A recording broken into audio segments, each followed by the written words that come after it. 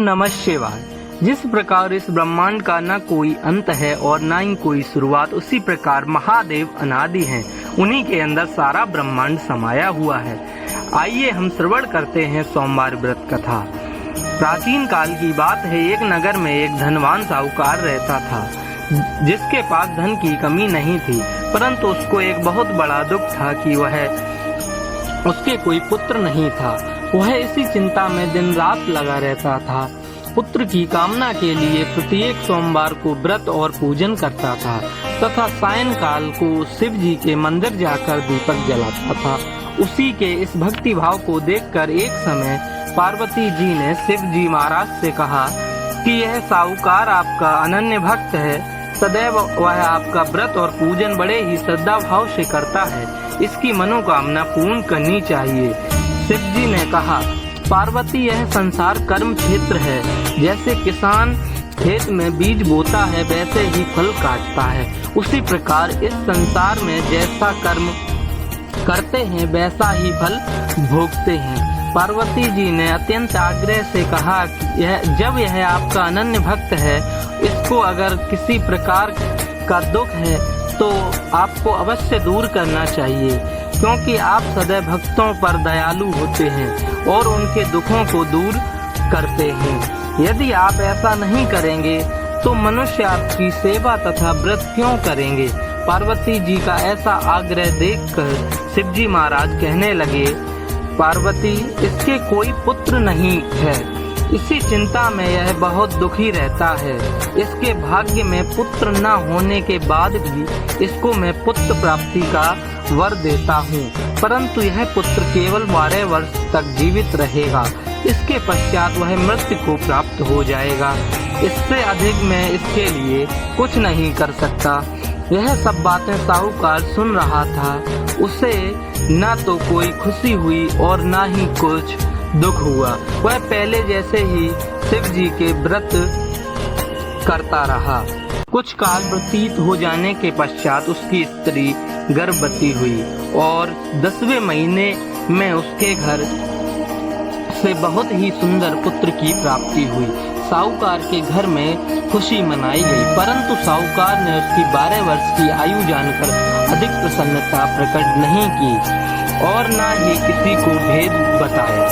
जब वह बालक 11 वर्ष का हो गया, उसकी माता ने उसके पिता से उसके विवाह के लिए कहा, तो साहूकार कहने लगा, मैं अभी इसका विवाह नहीं करूंगा, अपने पुत्र को मैं अभी काशी जी पढ़ने भेजूंगा। साहूकार ने अपने साले तथा बालक के मामा को बुलाकर बहुत सारा धन देकर कहा, तुम मेरे पुत्र को काशी जी पढ़ने ले जाओ, रास्ते में जिस स्थान पर जाओ यज्ञ तथा ब्राह्मणों को भोजन कराते हुए जाओ। वह दोनों मामा भांजे यज्ञ और ब्राह्मणों को भोजन कराते जा रहे थे। रास्ते में उनको एक शहर पड़ा। एक राजा की कन्या का विवाह हो रहा था। दूसरे राजा का लड़का जो विवाह करने के लिए बारात लेकर आया था, लड़का एक आंख से काना था। माता पिता को इस बात को लेकर बहुत चिंता थी। वर को देखकर कन्या के माता पिता विवाह में कोई अड़चन पैदा न कर दें, इस कारण उसने जब अति सुंदर सेठ के लड़के को देखा तो मन में विचार किया कि दरवाजे के समय क्यों न वर का काम चलाया जाए। ऐसा विचार कर वर के पिता ने उसे लड़के और मामा से बात की तो वह राजी हो गए। उस लड़के को वर के कपड़े पहना कर घोड़ी पर चढ़ाकर दरवाजे पर ले गए और सब कार्य प्रसन्नता से पूर्ण हो गया। फिर वर के पिता ने यह सोचा कि क्यों ना विवाह का कार्य भी इसी से करा लिया जाए, तो क्या बुराई। ऐसा विचार कर लड़के और उसके मामा से कहा, यदि फेरों का काम और कन्यादान का काम भी करा दें तो आपकी बड़ी कृपा होगी, आपको इसके बदले बहुत सारा धन दूंगा। तो उन्होंने स्वीकार कर लिया और विवाह कार्य भी बहुत अच्छी तरह से संपन्न हो गया। परंतु जिस समय लड़का जाने लगा तो उसने राजकुमारी की चुन्नी पर लिख दिया, तुम्हारा विवाह तो मेरे साथ हुआ है, लेकिन जिस राजकुमार के साथ तुमको भेजेंगे वह एक आंख से काना है और मैं पढ़ने के लिए काशी जी जा रहा हूँ। लड़के के जाने के बाद उस राजकुमारी ने चुन्नी पर ऐसा लिखा हुआ पाया तो उसने राजकुमार के साथ जाने से इनकार कर दिया और कहा कि वह मेरा पति नहीं है। मेरा पति विवाह जिससे हुआ है वह तो काशी जी पढ़ने गया है। राजकुमारी के माता पिता ने उसकी विदा नहीं की और बारात वापस चली गई। उधर सेठ का लड़का और मामा जी काशी जी पहुंच गए। वहां जाकर यज्ञ करना और लड़के ने पढ़ना शुरू कर दिया। जब लड़के की आयु 12 वर्ष की हो गई तो उस दिन उन्होंने यज्ञ रचा रखा था। लड़के ने मामा जी से कहा, आज मेरी कुछ तबीयत ठीक नहीं है। तब मामा ने कहा, अंदर जाओ और सो जाओ, अंदर जाकर सो जाओ। और थोड़ी देर में उसके प्राण निकल गए। जब उसके मामा ने जाकर देखा वह मुर्दा पड़ा था, उसको बड़ा दुख हुआ। उसने सोचा, अगर मैं अभी रोना पीटना प्रारंभ कर दूंगा तो यज्ञ अधूरा रह जाएगा। अतः उसने जल्दी से यज्ञ का कार्य समाप्त कर ब्राह्मणों के जाने के बाद वह रोना पीटना प्रारंभ कर दिया। संयोग बस शिवजी और पार्वती वहीं से जा रहे थे। जब उन्होंने वहां जोर जोर से रोने की आवाज सुनी तो पार्वती जी ने कहा, महाराज कोई दुखिया रो रहा है, उसको कष्ट को दूर कीजिए। जब पार्वती जी ने पास जाकर देखा तो वह वही लड़का था जो मुर्दा पड़ा था। पार्वती जी ने कहने लगी, वह तो उस सेठ का लड़का है जो आपके वरदान से हुआ था। महाराज इस बालक को और आयु दीजिए, नहीं तो इसके माता पिता तड़प तड़प कर मर जाएंगे।